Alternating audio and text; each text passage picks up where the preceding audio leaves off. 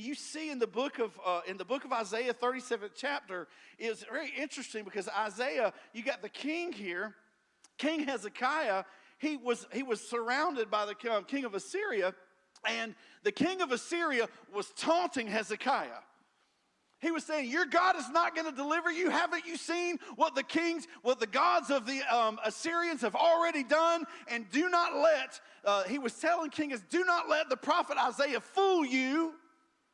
Your God's not going to deliver you. That's what he was saying.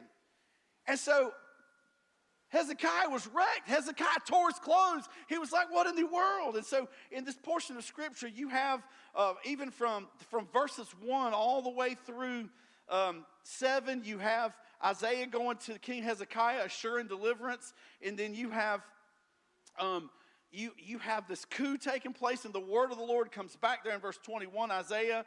And then when you come back to what happens, you see in go to verse, let's say 32.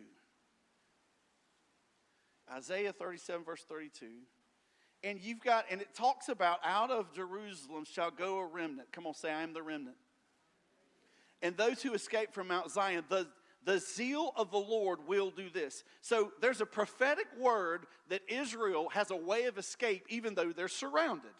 Even though they were surrounded by the Assyrian army, even though the kings were taunting them, the prophetic word was, God's going to make a way even when there is no way. Because that's who he is. And the zeal of the Lord is going to do this thing.